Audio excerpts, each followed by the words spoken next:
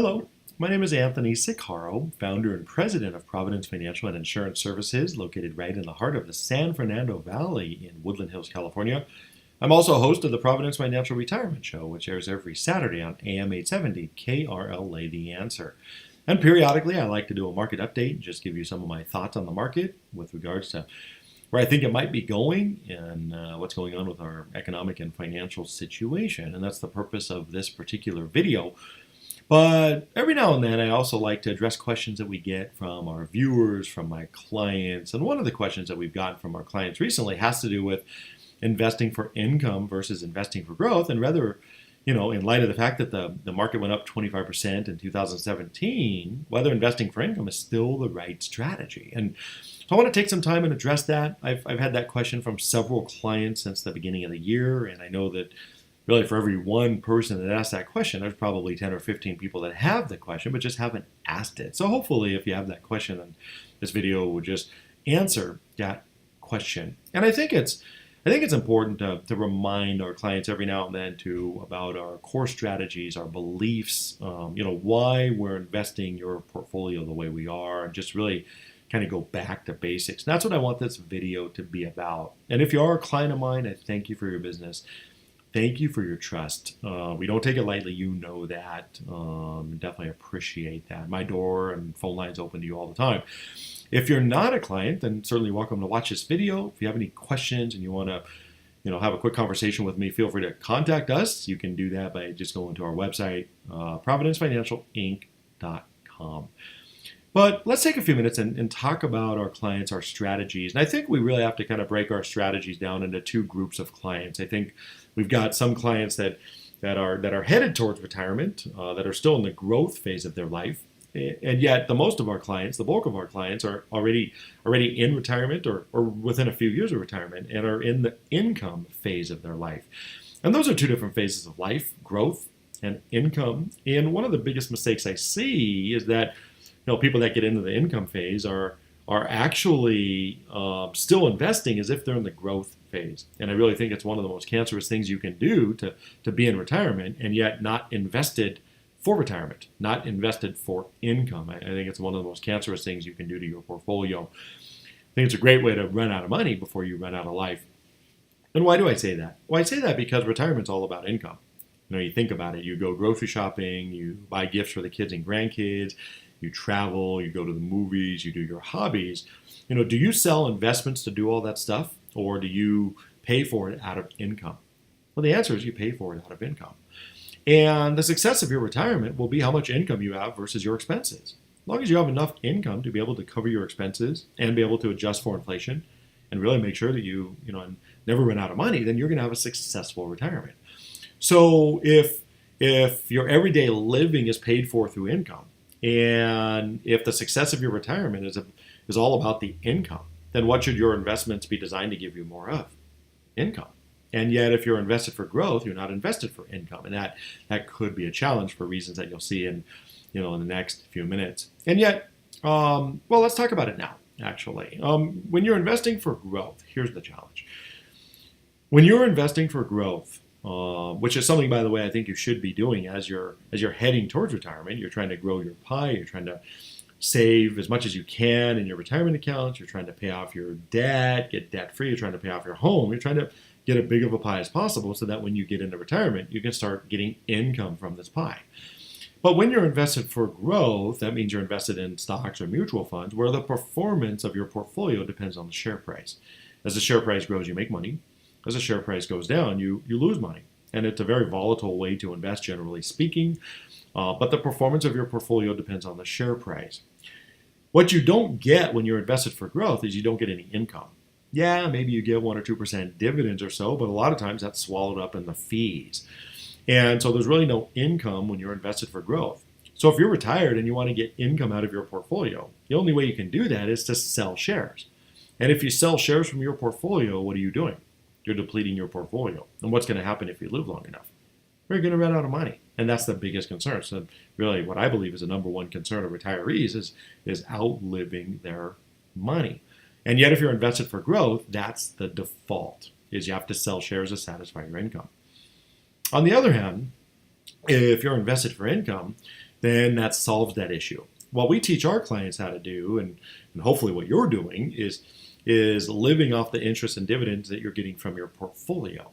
And if you live off the interest and dividends from your portfolio and you don't have to sell shares to get your income, then how long will your portfolio last?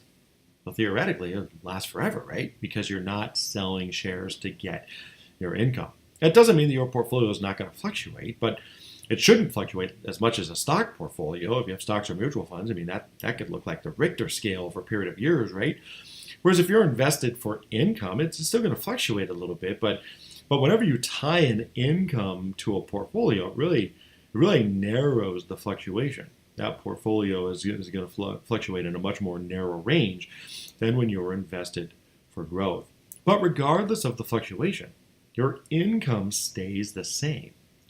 So, I don't know, let's just look at an example really quick. Let's say you have $1 million portfolio, and it doesn't matter if it's $1 million or $2 million or $100,000. Okay? If you're earning 5% of interest and dividends on that portfolio, let's say, on $1 million portfolio, that's $50,000 a year. And you can take that $50,000 a year and you can reinvest it, and your portfolio will get bigger every year, or you can spend it.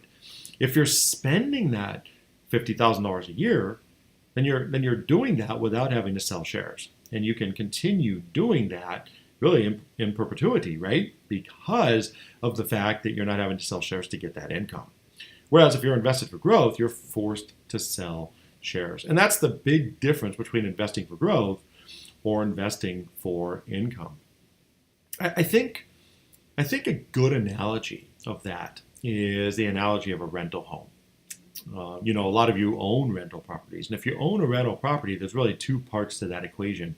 There's the value of the home itself, and then there's the consistent income that you receive from the rent, right? Well, the income is going to be pretty consistent, but the value of the home, is that going to be consistent, or is that going to fluctuate over the years? Yeah, it's going to fluctuate depending on real estate prices and the market and whatever else is going on, right? It's going to fluctuate. But let me ask you, as long as your rent's on time, do you really care about the fluctuation? It doesn't bother you at all. Why? Because it's about the income. The home price really doesn't matter. It's about the income. And I'm going to suggest that it's the same thing with our client's portfolio. Whether you have a $500,000 home that's giving you income, or whether you have a $500,000 in the income producing investments that's giving you income, it's the same concept. We have our clients invested for income. And the goal of that portfolio is to give them the income that they need to make sure that they never run out of money. You think about it, if you do own a home, I can tell you that in 2017, the real estate prices didn't grow 25% like the stock market. But I don't have any clients that owned a home or that own a home that are looking at that saying, man, I should have had that money in the market. Why didn't I have that money in the market? No, it's not about the market. It's not about the value of the real estate. It's about the income. And the same thing with our clients' portfolios. And yet, I understand that when the market went up 25% and you're getting that, 4, 5, 6, 7% income, then it's easy to look at the other side. It's easy to look at, it's kind of one of those grass is greener type of situations. So I definitely understand that. But the reality is we're invested for income. And those are our values. We want to stay the course for the reasons that we talked about. I think that's a very important. And yet some people have said to me something like, well, you know what? I'm invested for growth. And I'm only taking 4% out of my portfolio every year. So really, I'm never going to run out of money. So there are some people out there that think that if you're invested for growth and just taking 3, 4, 5% out of your portfolio, that everything's going to be okay. And I'm going to submit to you that I guess if we die soon enough, that's okay. But if we live long enough, then that could be very wrong. Could be devastating. Could be very cancerous to your portfolio.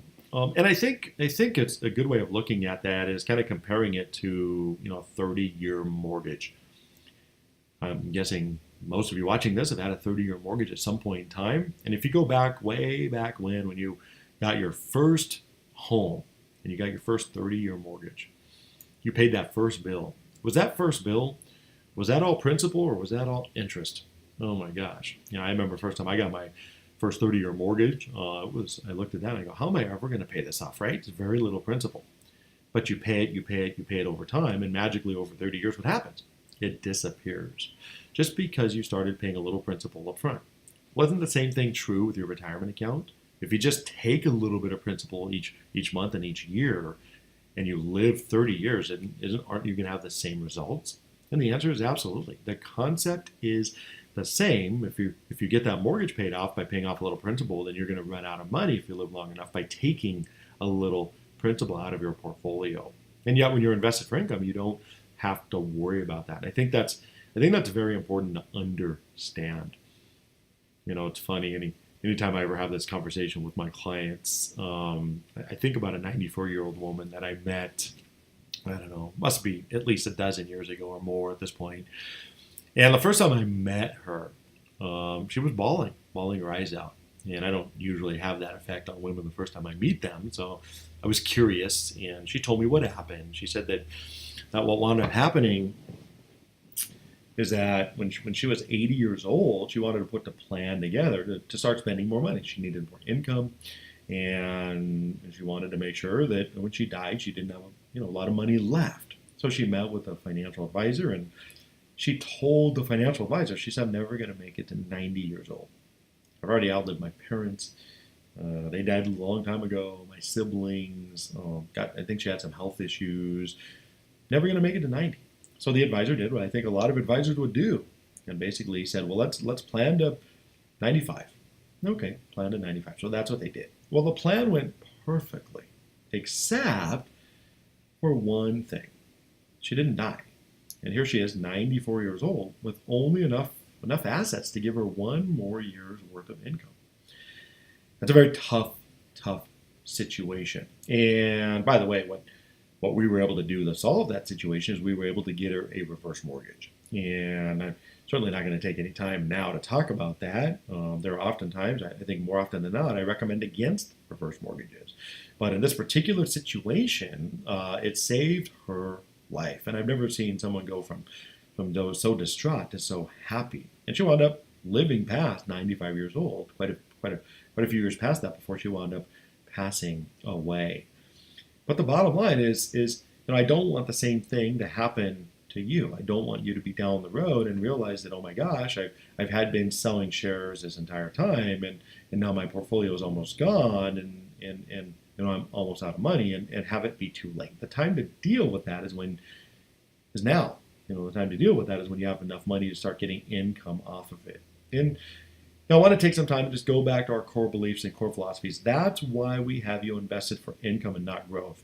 We don't have you sitting in the Wall Street casino. You're not in the casino. You're not gambling. No matter what happens in the Wall Street, whether it goes down, it doesn't matter. You're getting your income. What if you're a little bit younger? What if you're watching this video and you're saying, well, hey, I'm a little bit younger. I'm actually in the growth phase of my life. I'm not, I still got 20 years or 30 years to go until I retire. Well, should I be invested for income? I know some of our younger clients, we have them invested for income, or should I be more growth oriented? And I think the answer to that question is going to depend on what we think about the stock market. I've been bearish on the stock market for 3 or 4 years. I mean, a lot of my clients know that, and yet the market seems to defy gravity, seems to keep going up. And I've had some clients ask me, "Hey, it hasn't gone down like we thought it would be, like we thought it would go down. Have you changed your opinion about the market?" And the answer is absolutely not.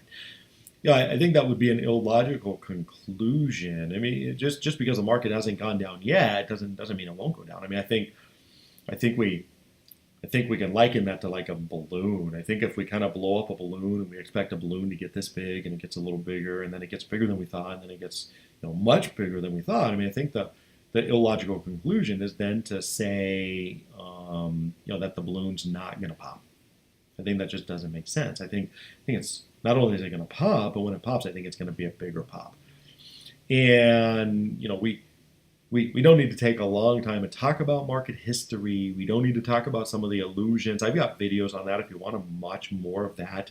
You can certainly find those videos on our YouTube channel. But I think the bigger it gets, just the greater the fall. We're in the second longest bull market this country's ever seen. We're soon going to be in the first longest bull market this country's ever seen. And what we do know about the stock market is the same thing we know about gravity. What goes up must come down. There's been no time period in history where the market's just gone up and never has come down. Now, when's it going to come down? How much is it going to come down? I don't know. We don't know.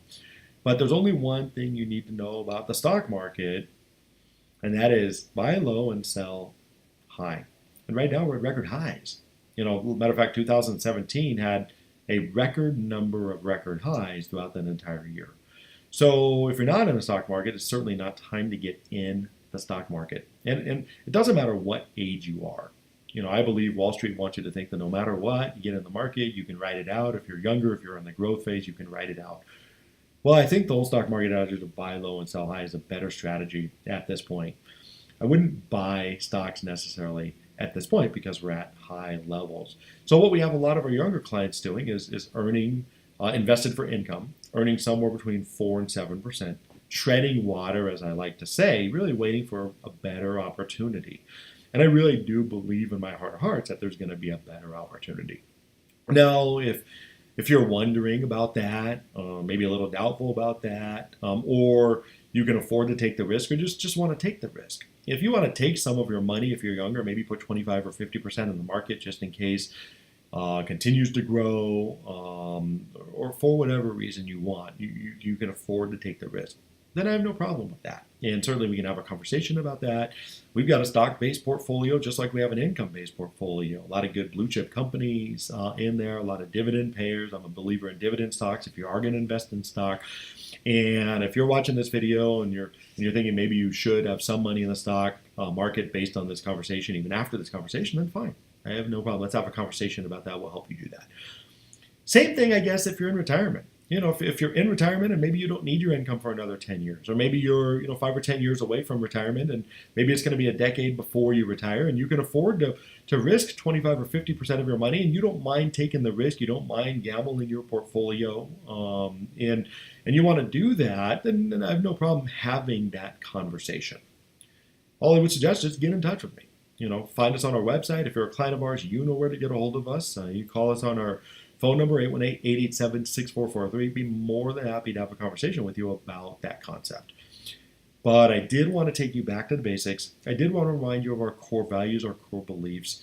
We do believe the stock market still has problems ahead. We believe that there's a big crash, probably going to be a better opportunity to buy down the road. Is it possible we're wrong? Sure. Absolutely. Anything's possible, right? But the reality is we're investing our clients based on our beliefs, and yet that's certainly open to conversation. I always tell my clients that it's your money, you're the players in the game, I'm the coach. And imagine a football team. Imagine a football team where the quarterback who was the player came to the coach and wanted to tell the coach something, wanted to come up with a strategy. I think the coach would be foolish not to listen to the quarterback. Yes, what the coach says goes, but the reality is any good coach is going to listen to the player and react and advise accordingly. And I think that's where we are. If you have any questions about anything you've watched, if you want to take some chance with the stock market, you want to have a one-on-one conversation with me about your investments and our strategies and our strategies and philosophies relative to you, I encourage you to call me. Please do that. But anyways, I hope this video has helped, and I certainly look forward to talking with you and continuing to work with you. Thank you, and God bless.